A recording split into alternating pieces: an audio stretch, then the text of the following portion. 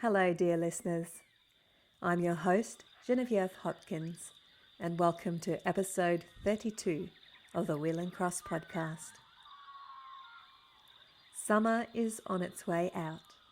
Blackberry season has begun. The harvest season is on our doorstep, and the dog days of summer are upon us. Where does that saying come from? In this week's episode, we will explore why this time of year is referred to as the dog days. We'll learn about the constellation Canis Major, some myths and legends about it and its stars, and some First Nations star lore. Then, to honour the dog star Sirius, we'll also learn about our native Australian canid predator, the dingo, as well as the origins of the famous Australian cattle dog and the Australian Kelpie. Funnily enough, while researching for this article, I found out that the Australian shepherd isn't Australian at all, but rather originates from the Western United States. Go figure.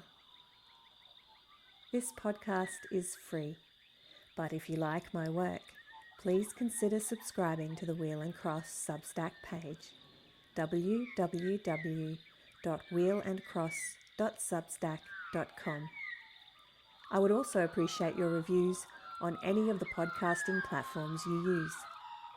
Feel free to share this podcast and leave comments on the podcast page. Welcome to episode 32 of the Wheel and Cross podcast, The Dog Days of Summer.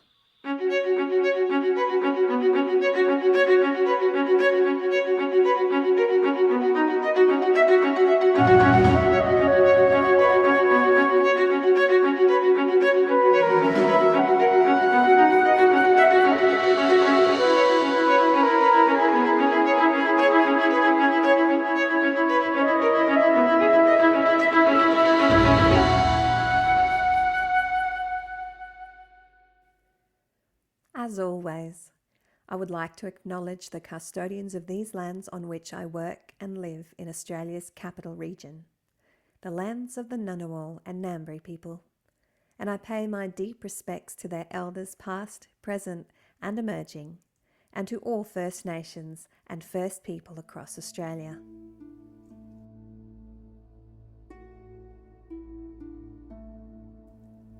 Have you ever wondered why the hottest days of summer are called the dog days? You might think it has something to do with dogs lying around in the heat, but the origin of this phrase is astronomical.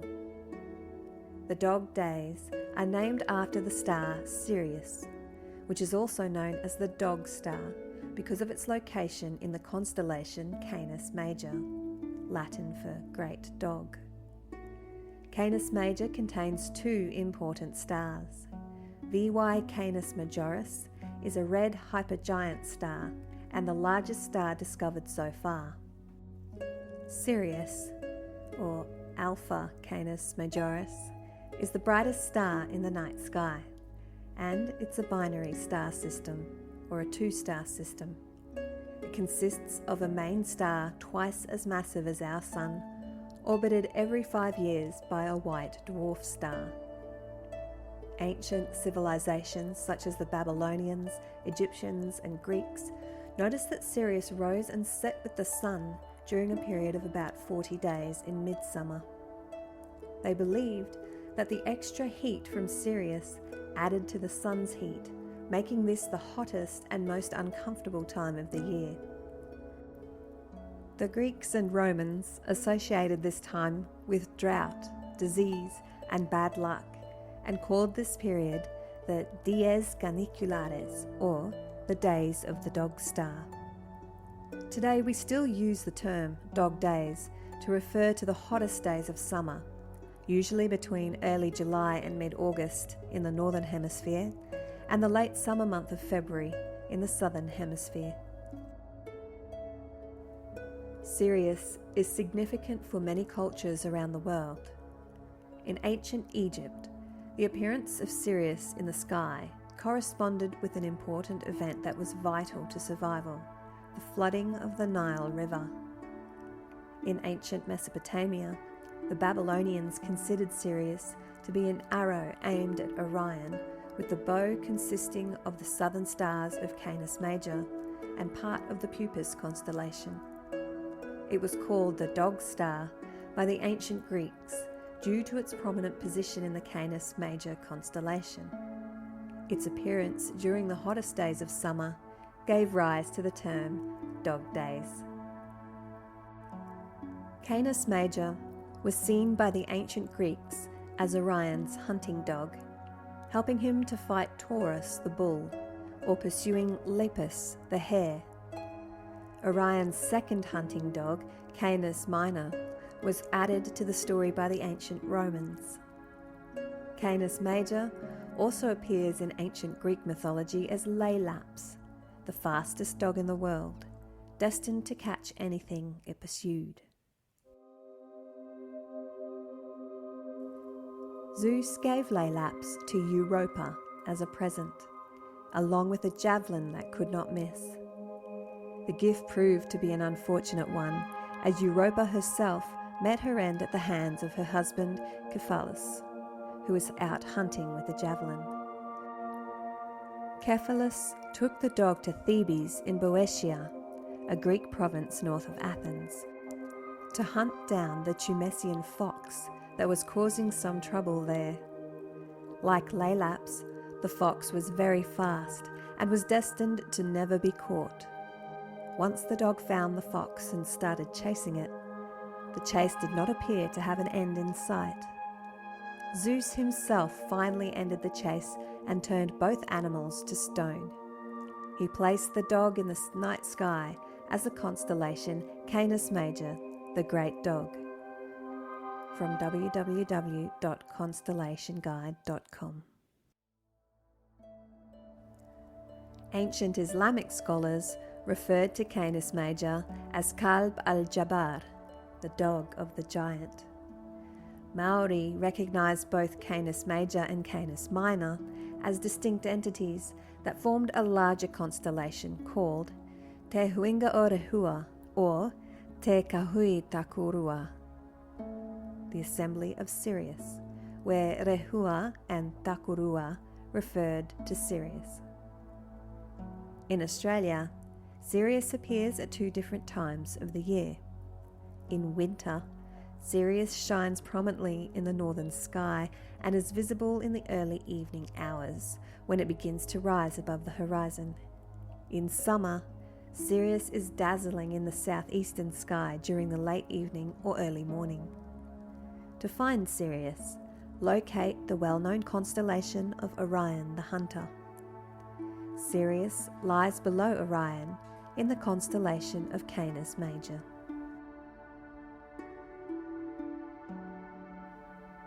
Australia's first peoples have been observing and studying the sky for tens of thousands of years. Their astronomical knowledge is rich and complex, and it is woven into their culture, law, and social structure. In addition to more esoteric understanding, this astronomical knowledge is used for practical purposes in seasonal calendars, marking the best times for hunting, fishing, planting, harvesting, and performing ceremonies. It is also used for navigation, with songlines mapped in the stars. The stars, constellations, and other astronomical bodies were also vital for socio-cultural reasons. Throughout many First Peoples cultures, the night sky represented the myths, stories, moral guides, laws, and lores embodied in the dreaming. In the star lore of the Tharumba people of the Shoalhaven River, 3 stars in Canis Major form the constellation Manara. These stars were Wunbula, or Bat, and his 2 wives, Murumbul, Mrs. Brown Snake, and Mutta, Mrs. Black Snake. Murumbul and Mutta became bored of following their husband around, so they tried to bury him while he was hunting a wombat down its burrow. Wunbula speared the women, and all 3 were raised into the sky. These same stars were viewed differently by the Burong people of Victoria. Sigma Canis Majoris was known as Unurgunite, flanked by his two wives, the stars Delta and Epsilon. Mityan the Quoll, or the Moon, fell in love with Unurgunite's furthest wife, Epsilon, and tried to lure her away, but Unurgunite found out, and a great fight erupted. Mityan was defeated, and he has been wandering the sky ever after, with the battle scars still visible on his face. The Burong also placed Sirius in the centre of the constellation Warapil, the male wedge-tailed eagle, chief of the elders who created the land. Warapil's wings spread out across less bright stars on either side of Sirius. Orion's bright star Rigel is called Kaloguloric Warapil, or Warapil's wife. In celebration of these dog days, let's explore Australia's dogs, starting with Australia's first domesticated canine species, the dingo. Dingoes are not native to Australia in the strict sense, but they have been here long enough to become part of the natural ecological system, replacing the thylacine, or Tasmanian tiger, on the mainland, in its role as an apex predator. Some studies suggest that dingoes arrived in Australia from Southeast Asia between 5,000 and 10,000 years ago, possibly through New Guinea. Others argue this occurred much earlier, or that dingoes may have come naturally without human intervention. Dingoes are important for our first peoples, who have lived and adapted with them for thousands of years. They were not only companions, but also sources of food, fur, tools, and spiritual inspiration. Some dingoes were taken from wild litters and raised by first people in their camps. Others were left to roam freely and interact with humans occasionally. Dingoes have a special place in many First Peoples' cultures and stories. Some believe that they are related to the ancestral beings who created the land.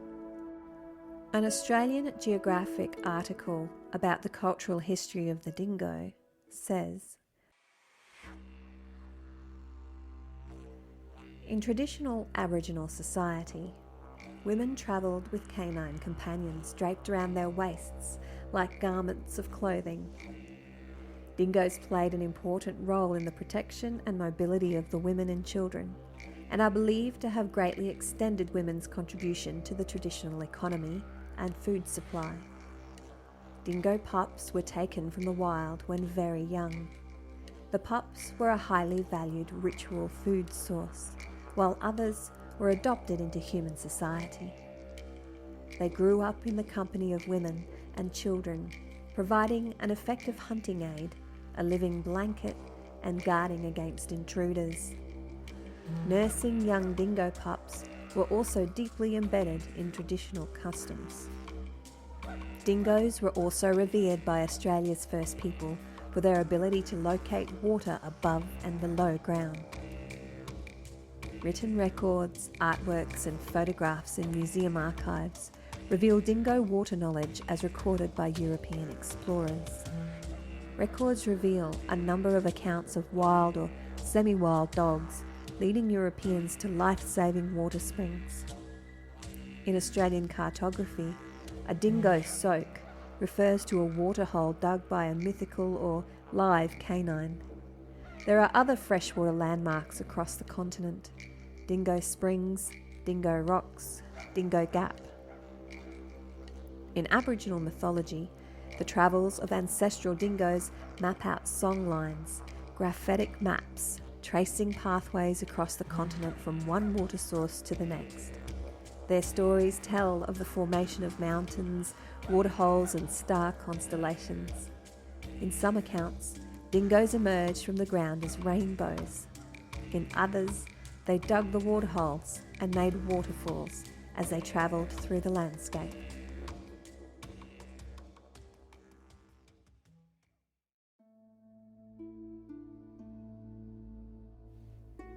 When European colonists arrived in Australia, they attempted to exterminate dingoes to protect their sheep and cattle. Dingo populations declined dramatically, and although dingoes are now protected, it's no longer common to see them in the wild. However, some places, such as Kagadi, formerly Fraser Island in Queensland, do have large packs of wild roaming dingoes. Dingoes are unique animals. They deserve respect and protection. They are part of Australia's ecosystem and heritage. They are also living symbols of the long and complex relationship between humans and animals in this continent. The Australian cattle dog, also known as the blue or red heeler, is a loyal, smart and hard-working dog. This breed was developed in Australia in the 1800s by crossing dingoes with English drovers' dogs. The result was a tough and agile herding dog that could handle the harsh terrain and climate of the Australian outback. It has a distinctive appearance, with a blue or red speckled or mottled coat and a black or tan mask. The coat is short and dense, with a thick undercoat that protects the dog from the weather. The ears are erect and alert, and the eyes are dark and expressive. It's a medium-sized dog, weighing between 15 and 22 kilograms, and stands between 43 and 51 centimetres at the shoulder. Cattle dogs are highly energetic and an intelligent breed that needs a lot of mental and physical stimulation, whether it's herding, agility, obedience, or any other activity that challenges its mind and body. It is also very independent and can be stubborn at times. The Australian cattle dog is very loyal and devoted to its family, but it can be wary of strangers and other dogs. It can also be protective of its territory and possessions. It's not a good choice for families with small children or other pets, as it may nip or chase them. Australian heelers have recently been immortalised in the world-famous and beloved Australian children's cartoon series, Bluey. The Australian Kelpie is a world-famous working dog that can herd and move stock with amazing speed, energy, and tenacity. Its origins are a bit of a mystery, but there are some clues that point to its ancestry.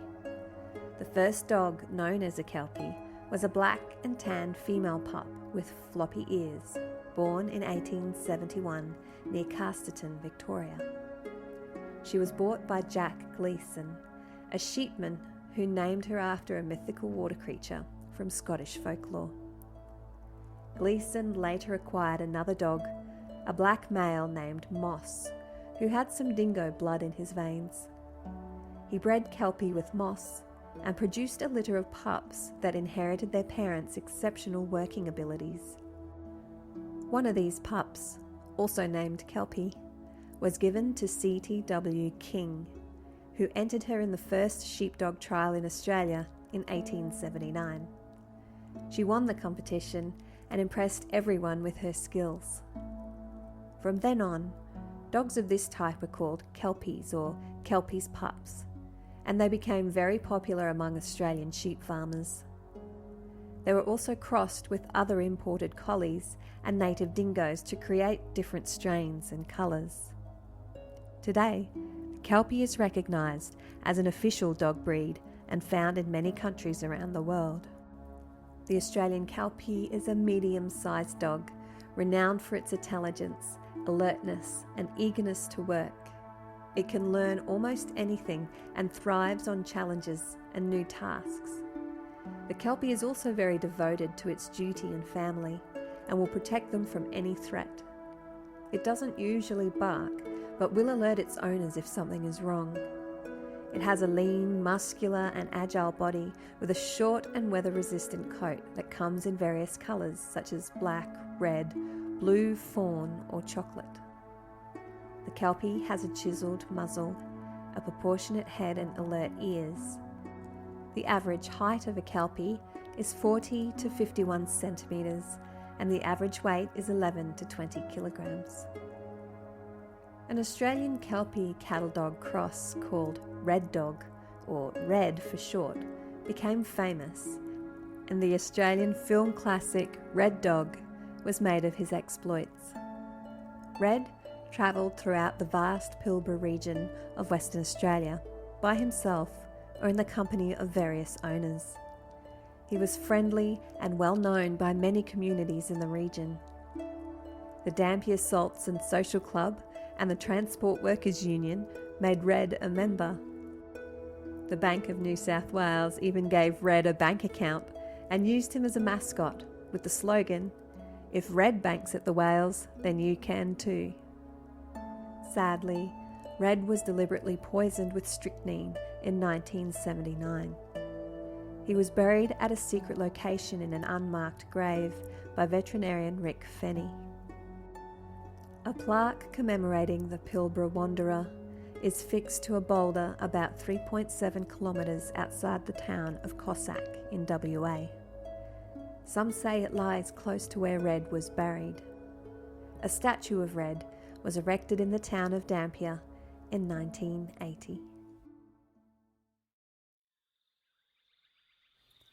I hope you enjoyed learning about the dog days of summer, the dog star Sirius, and Australia's own wild and domesticated dog breeds. There will be a 2-week break until the next episodes, which will be dedicated to the harvest season. In the meantime, I give you some seasonal wisdom. From Victoria Schwab. In the radiant realm of the dog days, every sunbeam is a storyteller, every shadow a sage. And from A.M. Sawyer. Dog days teach us that sometimes shade is all the luxury we need. See you on the last Thursday in February for the start of our harvest season episodes. Episode 33, The Last Honey Harvests.